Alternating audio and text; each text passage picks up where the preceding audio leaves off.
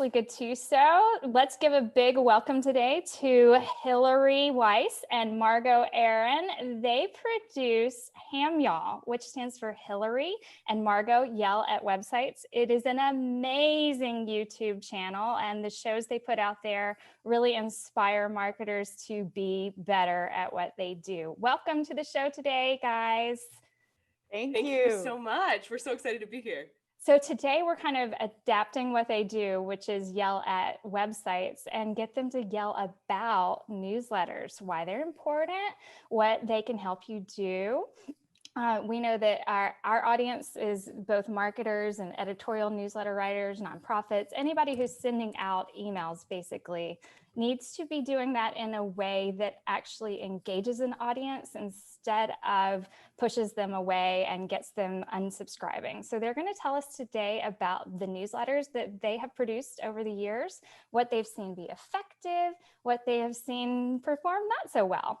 So I'm going to just hand it off and let them yield their expertise and let it shower down on us. And we will all be better newsletter writers by the end of this segment.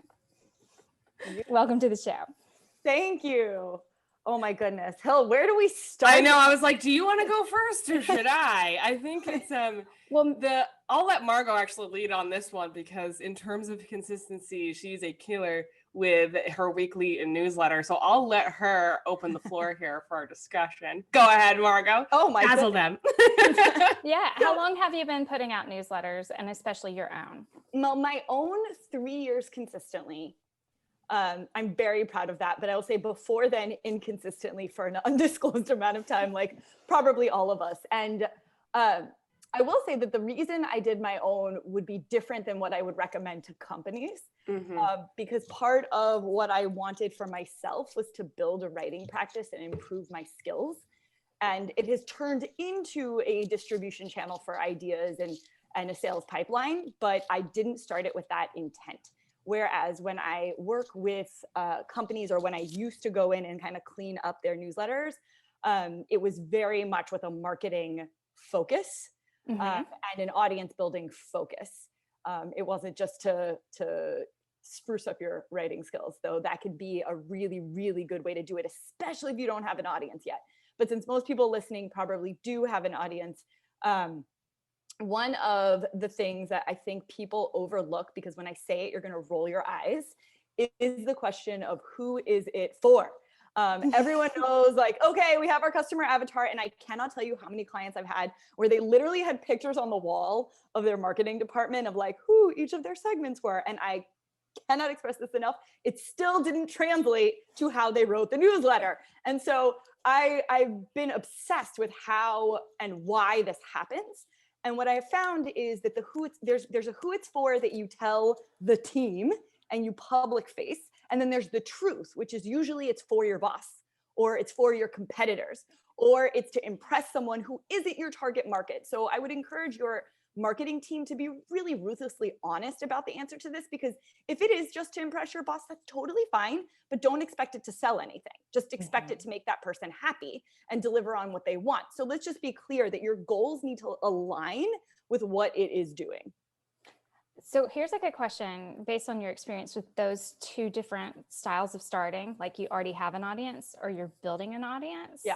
What kind of differences did you see? What's the engagement like on the one that kind of wasn't geared to sell something right away versus something that is for pure marketing purposes? Was there an organic side to one versus the other? Sure. I think we have to go back and redefine selling, because I would argue I've been selling something and you're always selling something in every newsletter, which is an idea. You're selling an idea, and you train your readers to engage with you. So even though I didn't necessarily have a product in the beginning, I was encouraging people to click. I was setting a benchmark for follow me here. I'm on the podcast there, still encouraging engagement. I think the people who start things off with purely a reading relationship have a much harder time translating that into calls to action later on, because they've already set the relationship up to be a purely passive and consuming one, which can be fine if you're using like an ad model, for example, right? Or different ways of monetizing your newsletter.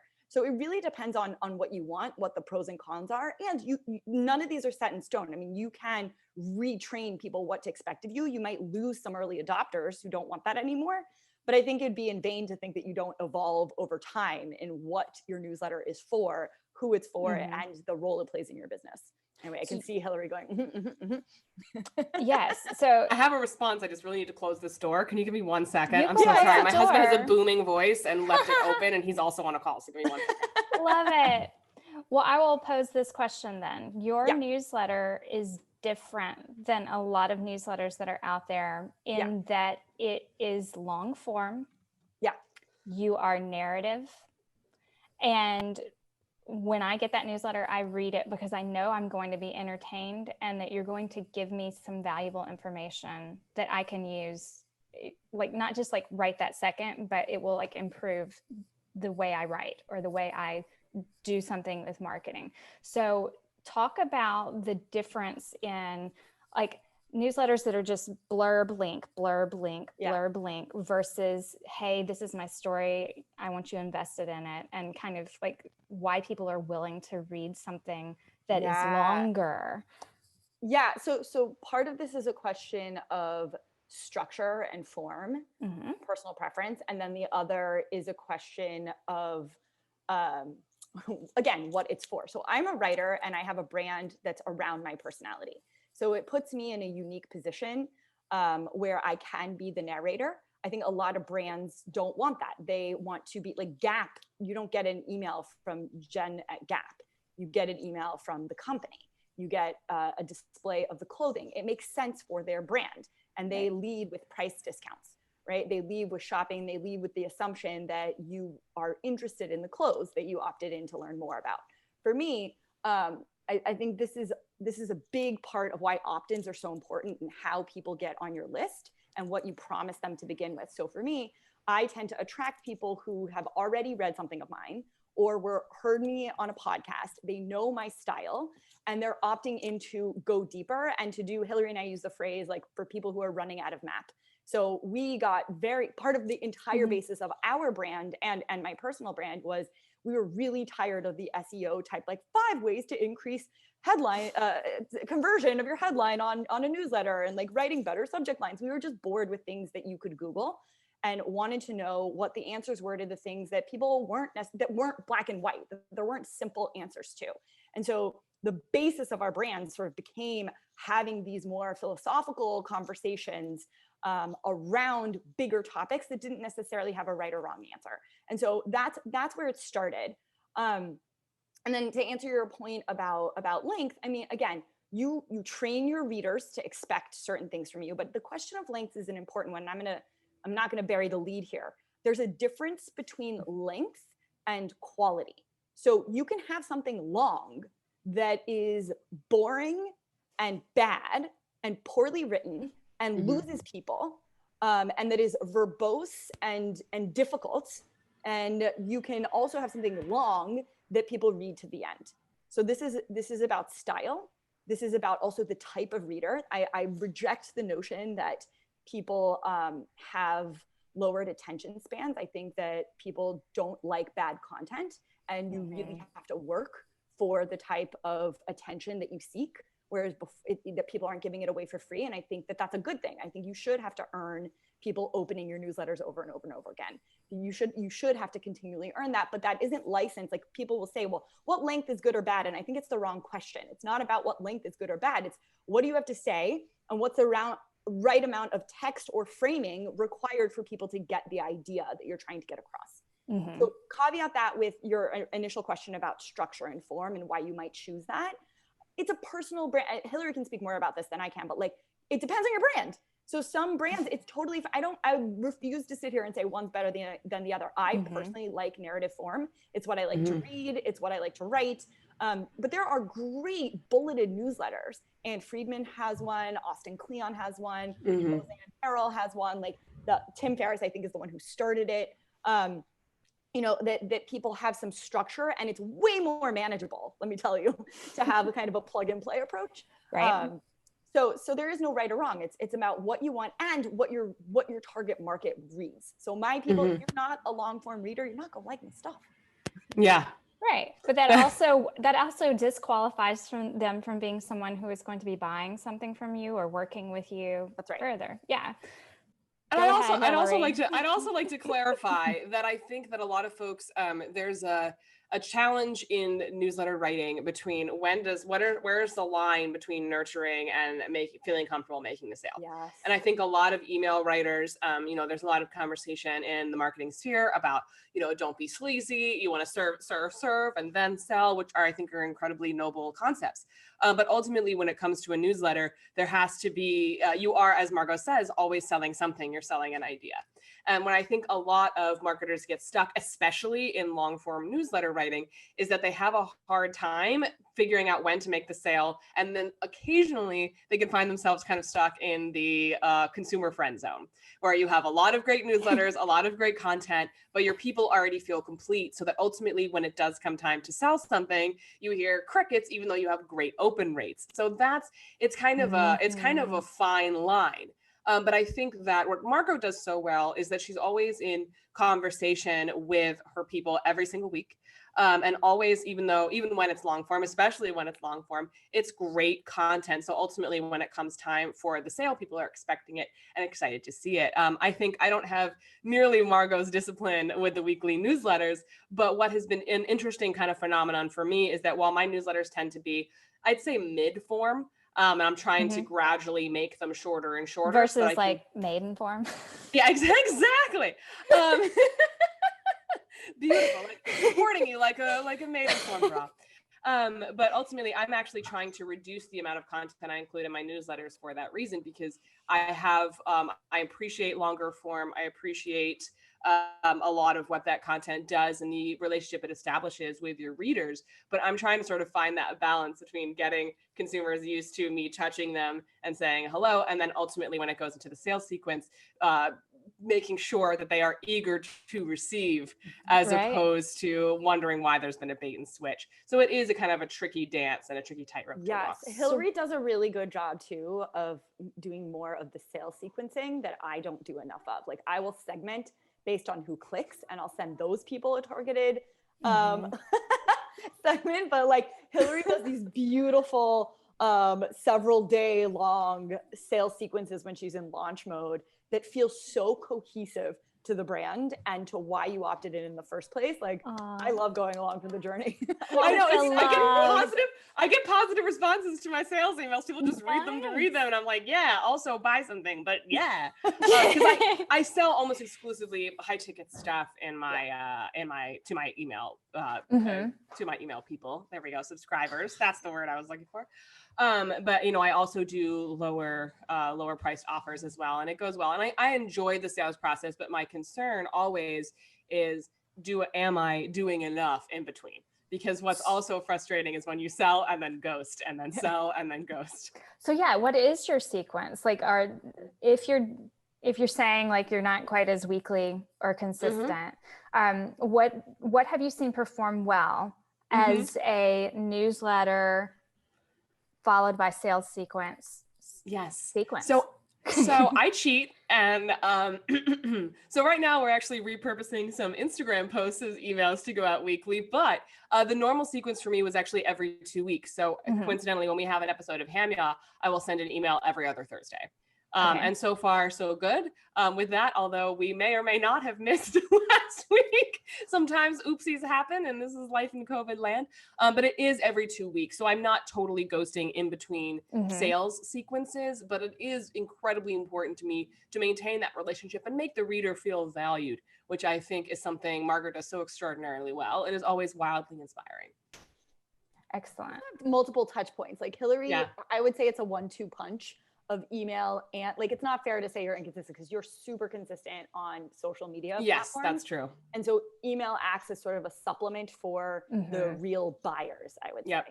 They live together in different ways, right? For different people and different brands, depending on which channel is actually getting more eyes on what you're doing. And then if you can get them into that email list, then that's like the more the merrier, because that's where, when they have that aha moment where they're like, my life has been taken over by the toxic Instagram, and I'm going to like delete this app now that you are not deleted from their life. Yep. So that's an interesting, I'm trying to think through, you jogged something for me, which is like, what is your, when you're in launch mode sequence that you're adding to that every 2 week?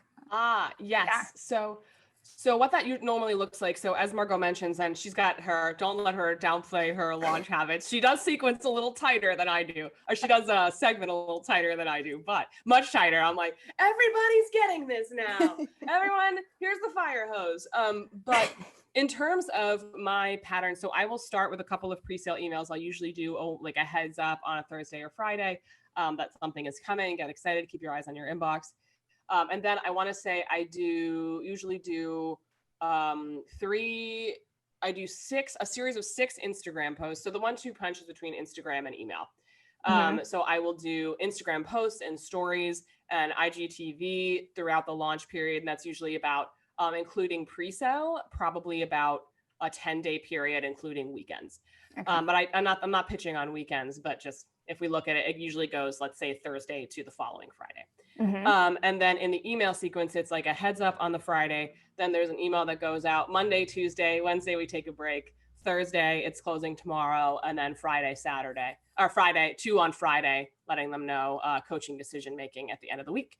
And then the final, hey, this is closing email. Right. So it's like your regular touch points need to be so valuable or so welcomed that when you do that blitz, someone doesn't go, oh, I'm unsubscribing now. Like they might. They actually go, well, at that point, they're not like a great qualified person for you, right? Yeah. So it becomes something that's welcomed and not. So you brought up something, you said you get them anticipating. Yes. And there was a speaker, I forget her name, Content Marketing World or something happened a week or 2 ago, and then all these articles came out, and some attributed the speaker and some were like, I came up with this idea all on my own.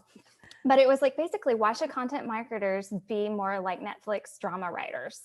And it basically makes you start thinking about the ways that you can apply dramatic series writing, which is basically narrative plot, right? And the idea of a cliffhanger to your brand and your content. And that doesn't always work with blogs, because we're kind of trying to get like these 5 ideas for solving this problem into the blog post. But if we're getting people into episodic newsletters, then we have the opportunity to create series within those. We have the ability to give them cliffhangers that say something big is coming, or I just solved this problem for you, wait till you hear what's next, or just implying that without being like super infomercial-esque about it, I think has its merits. Have you seen anything work like that that made you feel like, oh, I'm getting momentum, my readers are binging or addicted to, like, they're always welcoming the next episode or the next issue? Yeah. I mean, I think I'm going to attribution. I'm like, it's Andre. It's open loop. to say. Wait a minute. I think I know this one. Anyway, no, Margo knows all about it. But he has a great course called Autoresponder Madness that was like. This is Andre Chaperone, by the way. Chaperone. Okay, yeah. But yeah, so I would put that in the tactical category of like, there are many ways in which you can do this. And he calls them soap opera sequences. So they're like sub sequences of your main email for different series or people who tagged or different segments. It depends how sophisticated you want to get with your email. And I think it always comes back to what is it for and who is it for? Because these kinds of tactics can work really, really well with certain types of audiences, and other ones, like, they don't have time. So like, what is the point of your newsletter is where I would start this before I answer you. Because if the point of your newsletter is simply to stay top of mind versus engage, I would have a different strategy for you. If the point of your newsletter is to sell, or to build a relationship or to fortify your brand position or leadership in the market. I mean, there's just so many different goals where I think teasing is always a good strategy, but in life. Yeah. Basically. But I think this use of storytelling in writing is always going to make your writing stronger. It's always going to make your writing stronger. But you know, if you look at, I'm trying to think of what his name is. This is going to bother me. But there's a newsletter of this guy who just like posts interesting ideas, kind of a brains picking approach. And he sells, I think, community and an upsell to like a premium version of his newsletter. So there isn't so much a teaser of new content coming up, but there is gated content. So it serves the same kind of role. I have no idea if it's effective or not, so take that with a grain of salt. I suspect it is based on his success level, but you can't know until you see people's numbers. But there's different approaches to using this, where he doesn't use drama, he doesn't use narrative form. It's really just like blurbs of what I'm reading. Yeah. Okay, so in that aspect, it's like, if this tastes good and it's free, imagine what's behind this paywall. Yes, exactly. Kind of thing. And I think Shanae Howard, who was actually, we have an episode on the show with her, has a really interesting take on this, where you have people coming in through the surface for your opt-in, and then the deeper they go into your email sequence, into your nurture sequence, the more advanced you get with your ideas, the more specific you get with the larger message, which makes, when it comes time to sell, that teaser being like, hey, remember when we dug super, super deep into this problem? Well, guess what? I've got a fix for you and it's coming tomorrow. That really kind of sets the light bulb off, because when you are in relationship with your readers, when you have them agreeing with you, not only to the issue, but to your proposed solution, and you let them know that the actual next step for the solution is coming, it creates an eagerness that doesn't feel like sales. It feels like the opening of a door. Ooh, I like that.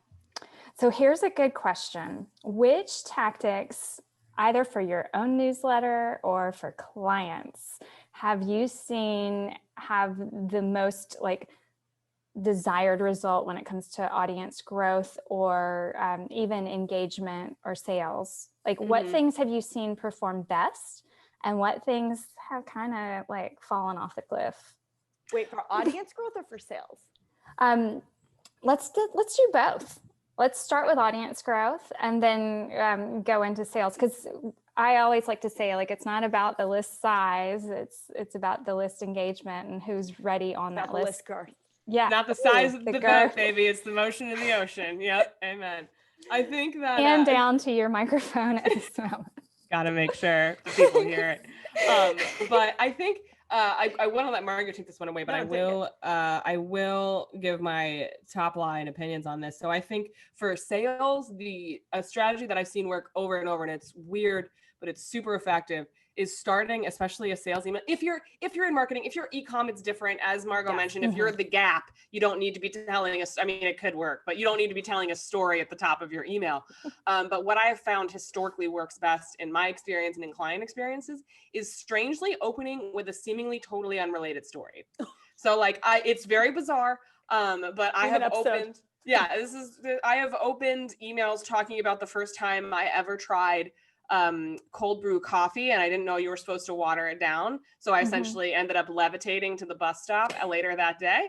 And I was able to tie it into something like, I think, my excitement for a launch. And it was one of my best performing sales emails ever. And I was like, what? I think I used the phrase, I was zipping around like a hovercraft in denim cutoffs. And I think a blonde hovercraft in denim cutoffs. So from the Gap? +1 for the imagery. Yeah, from the Gap, definitely from the Gap. And then in terms of client acquisition, I mean, obviously there's nothing better in terms of audience growth. There's nothing better than word of mouth praise for your email list. Of course, getting mentioned in a list of people you recommend on Twitter and all of that. That's beautiful. Having a great opt-in obviously matters so much, but I think also having a really, really compelling mission and message that's consistent, that you're bringing on podcasts and episodes like this one, to talks, to conferences that people can really glom onto. That tends to be the number one strategy, is that consistency. So people know they're coming to you, people spread the word about you. And ultimately, when it comes to do paid traffic, you're clear on the message that it's connecting with the market and you can really crank those numbers up. Nice. Margo's got like, oh, sorry. Like it's like Cruella de Vil, like there we go. Something to say. Disagree with me, Margo. Do it. or like the flies that do like One of these guys. Yeah. Oh my God, that's really funny. So first of all, I will say we have a HAMYAW episode on the non sequitur approach, and we highlight some ads from major companies, which I won't share until you see the episode, that totally fail at doing this, and why they fail, and why it's such an epic failure, and why this is a more sophisticated strategy that Hillary is telling you. And when done right, it's beautiful. Yeah. It's beautiful. So definitely practice. But I will say, okay, so for audience growth, there's two things that I've seen work most effectively, and I agree with Hillary. So number one is getting in front of other people's audiences is really effective as a shortcut. And you have to test it out a little bit, like, you know how VCs always say you need to they invest in like 10 companies and only expect one to be Facebook right. and lose money. I feel like it's like that in the beginning, where you go on 10 podcasts and like one really sends you traffic and then everything else doesn't. So I had that. I mean, choose your channel when it comes to getting in front of other people's audiences. I used to do a lot of guest posts. I no longer do them. I didn't find, at least in today's economy, that they drive good traffic, but it really depends on the outlet. I found that the benefit to those guest posts were the logos that I could put on my website that gave me credibility. So social proof. Yes, exactly. It was indirect credibility, audience building buffer. Wow, words. So number one, getting in front of other people's audiences. I find podcasts for my audience is really, really good. And then being featured in other people's newsletters is really, really good. So there's different ways and pockets in which you can get in front of people's audiences, speaking for sure, speaking live when that's a thing we can do again. And then the second tactic, I would say, which this one's super obvious, and I did not do it for years until our mutual friend Sarah was like, Margo, and that was have a newsletter tab in your menu. It just literally next to about, blog, newsletter, and that's it. It's just a squeeze page. And I have a lot of like little blurbs that people have said about my newsletter. So, and they're like just screenshots, like they're not even well done. Some people have this well done. And it is, it works better than my pop-ups. I actually ended up disabling my pop-ups as a result. That's good to know. I'm making a note of that. And I get way less complaints. Like I love that, because people feel like they're making the choice instead of being told, make this choice. I know. Listen, I will not hate on opt-ins. I mean, pop-ups are great, and people hate on them, and it's a really strange phenomenon, because pop-ups are super effective at getting the right people. Like, I'm very pro them, but for some reason there's a vocal minority that like want to let you know that they came back to your website and it's still popping up, even though they're on your they're on your email anyway. I think it also has to do with the timing of it, right? Like if it's like, if you've only scrolled a quarter into the page and it's already like asking you to commit to something before you've explored, I am psychologically damaged by that sometimes. I'm like, wait a second. I don't know if I trust you yet. You're not getting my email address. But I think that always having that newsletter in your menu, like if that's some piece of content that you have that is like an easy way to start getting that exposure. What's your workflow like? I know you're putting out a narrative newsletter. You write a bit about like writer's block and getting things going sometimes. And then Hillary, if you're kind of using the YouTube show as a impetus or a catalyst of the next new, like it's the alpha material or whatever. So you've got something that's prompting that. Like what's your process like as far as sequencing out and building out? Like, are you like 5 minutes before going, or I'll answer that question. Sometimes I'm fancy and I'll get it done early, but I enjoy writing newsletters in the moment. What I need to stop doing is writing sales content in the moment. But newsletters, and which I'm getting better and better at. God bless my team, which my team appreciates, because it's really helpful not to have me panic writing at 10 a.m. being like, we have to get this out. But ultimately, I will sometimes, if I have time, I will get a little ahead. But with HAMYAW emails, because obviously we've created the content because I believe in it, I usually already have a story in the back of my mind to go with the email. And it's fun and it's joyful for me to write in the moment. And I'm a confident writer as well. I was a copywriter for 10 years. I've written more emails than you can shake a stick at. And you can shake a stick at a lot of emails because they're virtual, right?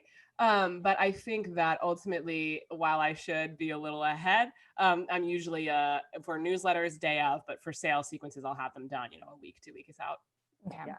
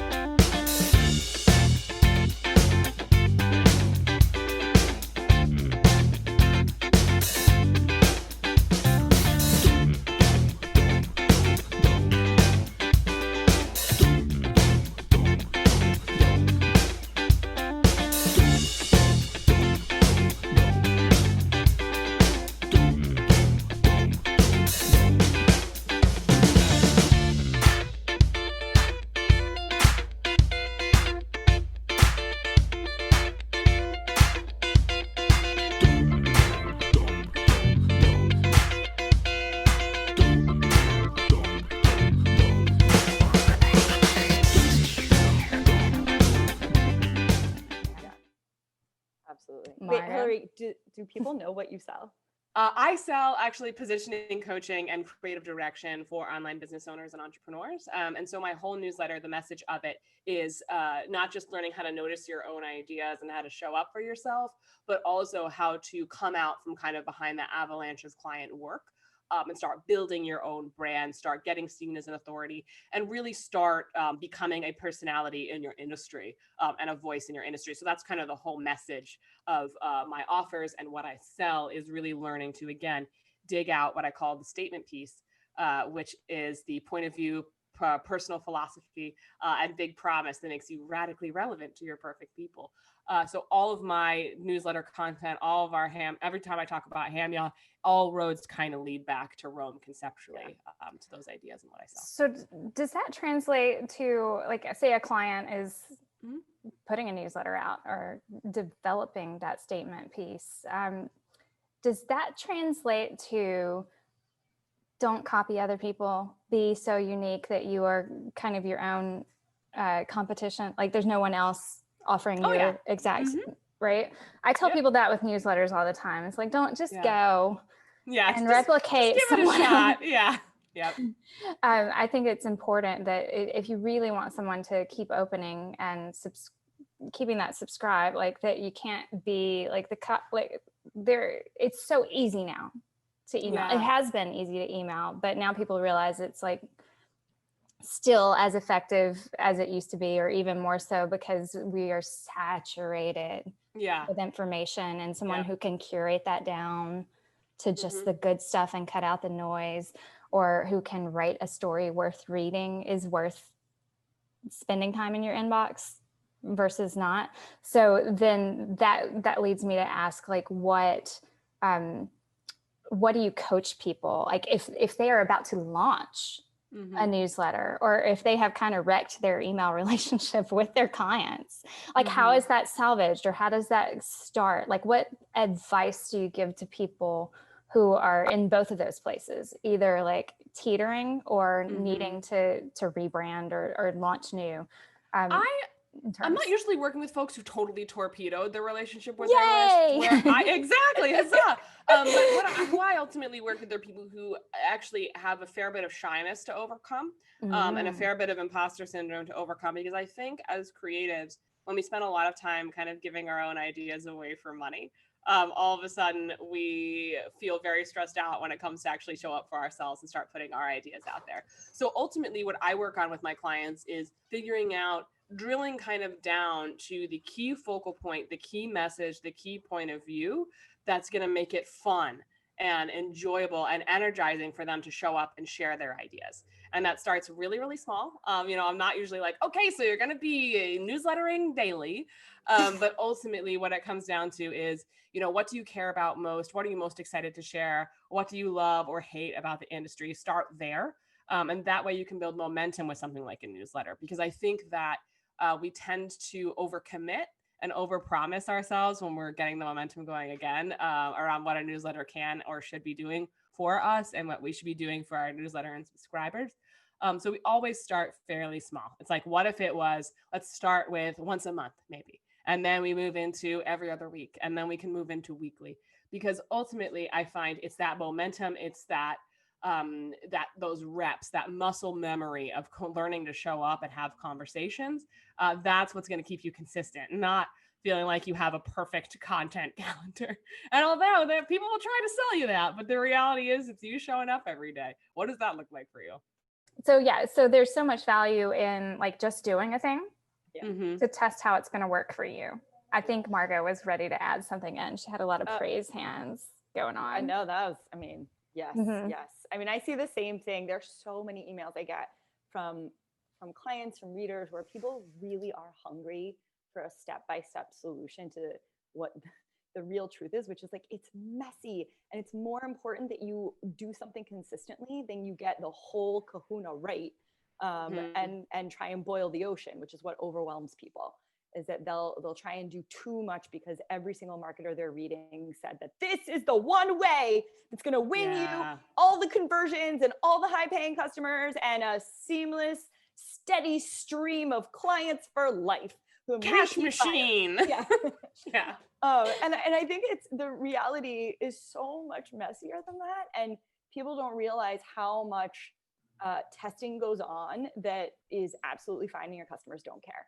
So like, I would encourage your listeners, if they are thinking about a newsletter or have not been writing as consistently, to simply start. Like, they're starting, pick something. If it doesn't work, you can change it. People don't care as much as you think that they do. Like, they just want to hear from you. If they opted in, they like your product, they like your service.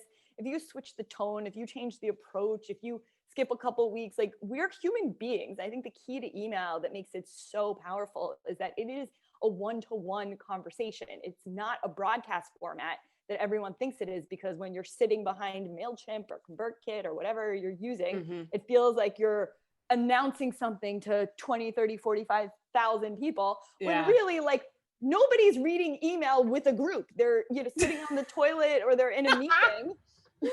And they're getting an email from their friend Hillary, and it's sitting next to something from their wife, and sitting next to something from their boss, and then sitting next to something from the Gap. So like, considering the context, considering the format, like, I think this feeling that you need to be something that you're not on email is what makes the email bad. And leaning into what your brand is. And I'm gonna segue here really quickly, because you asked a really great question to Hillary about is this about being unique and being yourself and like finding your voice, which I would say yes. And I could hear every B2B marketer being like, but what about B2B?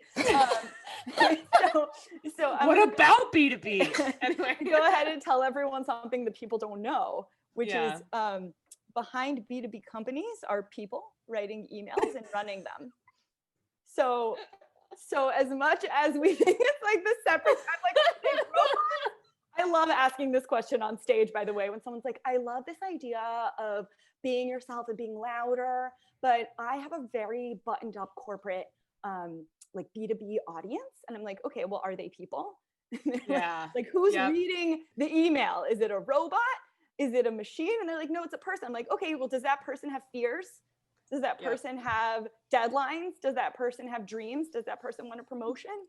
No, it's accountant Andy who spends his time thinking about complex numbers in volatile environments. That's right. That's complex.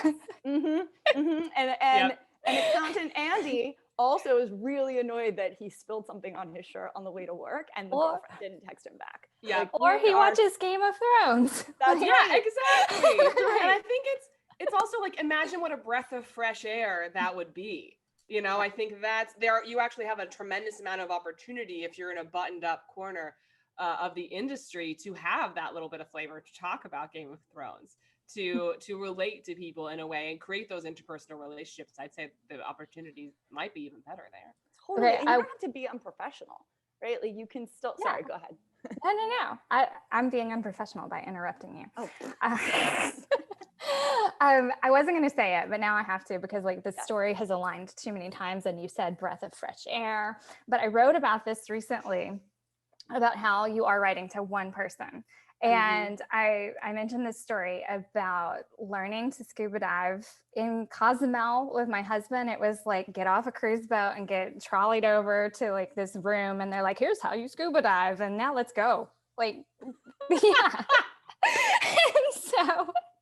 And so we get into like 3 feet of water, because it's going to be like, go down under and be on your knees right here for a minute and get used to it before we go out into like the 15 feet of water to do the artificial reef tour, like, but I go under and I've got the regulator in my mouth. It's the first time ever.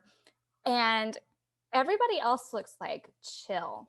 And I've got a flood of air coming at me and just bubbles everywhere. And I'm like, I could see in my husband's eyes, like, oh my God, I just wasted a lot of money because she's freaking out. And I'm like, we got to go up. Something's not right. And we stood up, and it happened that my regulator was like faulty, and it was not like, the valve was always open, and it was pushing air out at me. And so that's why I could, like, it was more air than I could breathe in. Right.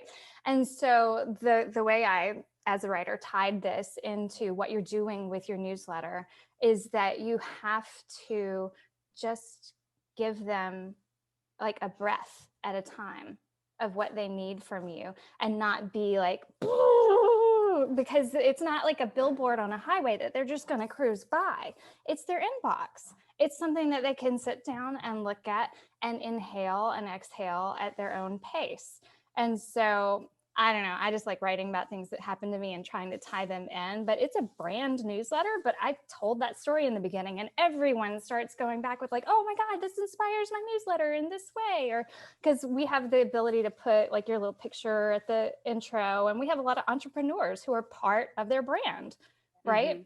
And so I think that you make a lot of sense, and I relate to that as well, as that like there's a difference in telling a story and being personal and being like overwhelming with a lot of promotional brand stuff that like, I don't care when you send me your company newsletter that you made these 15 minor updates to your software last week.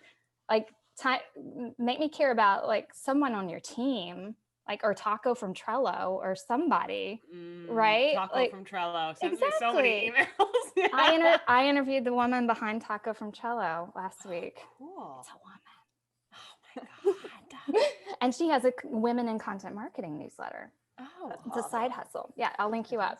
Speaking Please. of which, I'm going to put links to both of your newsletters and to HAMYAW and to anything else that people might be wondering about and want to click on in the YouTube description here when this posts. And then also I encourage people to ask questions there. So I'll flag you if someone asks anything. So we're about to wrap up. I wanted to see if you guys could give any last advice, like yell it at people if you think you need to, about their newsletters, what makes them work, like your last like hot take on what they should be doing right now in 2020 at the end of Q4 with their newsletters. Margo. Oh, Margo's muted. I'm busted. All right. There's like banging. So. Oh no. It's never a dull moment in these apartments here in New York and New Jersey. But I would say, I think my number one piece of advice, and I think that I love that one breath at a time story. And I think that goes for the nature of the content, but also the process. I think people are very quick to give up on their newsletter when in fact the strategy just needs to be adjusted. And I think people are eager to look to, in some ways, newsletters as a panacea for success because you have a certain number of subscribers. But it really is, the nature of it is that of relationship. So if things are up or down, be patient, keep going, watch your analytics, and enjoy the ride. If you want to start sounding more like yourself, if you want to start putting more unique ideas out there, everything is a testing ground and you never arrive. Think of it as a practice, like yoga, as opposed to a now everything is solved and I am an influencer. Hooray! And I make $1 bazillion off of a single email. But ultimately, I think there is a lot of creative joy to be gleaned from newsletter writing, whether you're writing B2C, B2B, e-com, whatever that looks like. So find a way to enjoy the process and enjoy the ride as a creative, most of all, and you'll be more likely to show up and stay consistent. Oof, I love that. So I'll piggyback off of that and say, God, I really want to yell. But the bottom line on emails is it's about respect. There's a human being on the other side of the exchange. You're not yelling at someone, you're talking with them, you're talking to them. And I think the question that I would encourage people to ask themselves is, would you read this? I mean, when you think about sitting down, you're like, it has to have this. And I read that it needs to be templated in this way. Like, pause and ask yourself, like, if this came into your inbox, would you read it? Is it worth your time? Because the goal is really to earn and keep earning the attention and engagement of the people you're trying to reach. Yeah. And so the way you do that is every single week, you do not assume that you just deserve their way into their inbox. You earn it with content that is relevant, content that is well written in a way that they can understand. So for some people that's loud, for some people that's quiet, for some people that's professional, for some people it's vulgar. Like every market is different, and finding that balance between your brand's personality and what your market desires is the dance. That is the dance. And so I would encourage you to test things, have fun with your voice. You don't have to be inappropriate to have fun, by the way. Like, you can have fun. My favorite question came on this B2B topic came from a guy who was like, but everyone's an engineer. And I'm like, have you been on Reddit? It's all engineers. like don't. They're very funny. That's, yeah. There's a lot of things you can talk about. There's so much content there. So I don't buy that what you're afraid of when I hear stuff like that is you're afraid of your boss. You're afraid of needing to deliver on something that they're claiming you need to add. And I get it. I empathize with this problem, which is why we opened with that, which is like, I have sat down in so many meetings where, you know, people would understand conceptually what needed to happen in a strategy. And then a director or a C-suite level person would come and be like, all right, I just want to stick this in there. We just need to put it in there. And you're just like, why? Why is this useful? To your point, Ashley, when people are like, what are these 12 updates? You know, like you can still tell people about it in a way that's relevant to them. You can say, like, we've been doing a lot behind the scenes. Here's why it matters to you. And learn what your customers want, not just what they need, but what they want from you. Like, do they just want inspiration? Do they want to buy products? Do they want to learn more about what's going on and then have you just in their inbox every 6 weeks they buy from you? Or maybe they want to go deeper and they want to upsell. Like every single market has a little bit of a different interest and a little bit different reading style. Finding out what that is. And by the way, talk to them. Talk to them. You can absolutely, people are on the other side. And I swear to you, every single time people, I reply to my readers, they're like, oh, you're a real person. And I'm like, yes, I'm a real person. Like, and we can't, you know, we get excited about getting to the day where you can't get all the responses in. And I can't always respond at length to people, but like someone's on the other end of the emails. So anyway, would you read this? Is it respectful? Are you acknowledging that there's another human being on the other side? And who is it for? Is it for your boss? Is it for your customers? What are you really trying to do with this newsletter? Answer those questions. You'll have your strategy writing itself. Amen. I love that. I love it. You opened like 2 new cans of worms in my brain with what you said, which is one, if the C-suite has an opinion on what should be included, should they also be possibly, even if someone is ghostwriting, actually being the face of the company in that newsletter? And being the opening statement that is nothing to do about the company, but is something to do about what the company brand is or what they feel about a certain thing. I've seen some great CEO openers that are not like, and here's why you buy my product, but they're like, we care about this particular cause. as a company, and here's what you can do about it if you care about it too, which humanizes the CEO behind that brand. Absolutely. And then I think the other can of worms, it slips me now. What did you talk about? Talked about, you don't remember? Newsletters. I'm that way too. Would you read it? Would you read it? I know what it is. Okay. There's this theory I have that if you are like new to a marketing team or you're building up your marketing team, we're talking bigger companies, B2C, B2B, that curated newsletters, even if you are building it internally and you are saying like, hey, we need to be knowing what our audience cares about and collecting those links and sharing them internally. Maybe this becomes an external newsletter later that shows them and proves that we have credibility and we care about it. But I feel like there is some value to challenging your team to reading what their readers ought to care about that is not their product, but is the things that are affecting their business, especially if your product is a solution for their business. Yep. Absolutely. And I would add to that, just giving the company line of sight is in and of itself super valuable. We did that with a company I worked with where we did an internal team being like, here's what the marketing team is talking about. If you want us to know what you're doing, you should tell us. And it really increased interdepartmental communication in a way that improved marketing all around.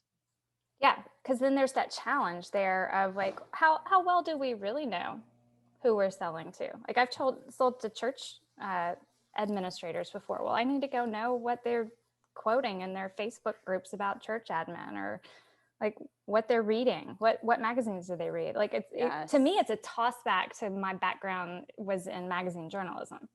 So a magazine editor knows everything. They know like what kind of purses their reader likes to buy and like, right? Because you have to know that to sell sponsorships, right? Yeah. So I feel like we all as marketers or as sellers of products to audiences should really be doing that due diligence to understand. And then we can convey that with some credibility in our newsletters. I'll go ahead and go on the record and say that this is more effective than having an avatar. If you spend time talking to different department heads and people who interface with the audience, people who interface with clients and buyers, and or even doing it yourself, I highly recommend. But if you can't or don't, or there's some barrier to doing that, I mean, that's what's going to get you an avatar in your head. Using a stock type is not going to help you, but like having a long conversation with Susie about why buying coffee is so stressful, she's going to be in your head for the next 7 months. And then every newsletter you can write, you can imagine I'm writing to Susie. Yes. And even like subtly give her nods that like what's feel up, Susie? You win. Yeah, absolutely. Yeah, but once you understand their pains, okay, so we are going to wrap it up unless you guys have anything to add. We went a little over, but I appreciate you spending time with us and talking about newsletters, and look forward to future. We hope you never yell at Curated's website, but I am yelling at it right now. So look for a rebrand or at least a redesign on that website. I'm very excited about this brand, but and looking forward to seeing what you are putting out in the future. Super thankful that you participated in this with us today. Of course, you were immaculate. This was an absolute pleasure. Thank you so much for having us, Ashley.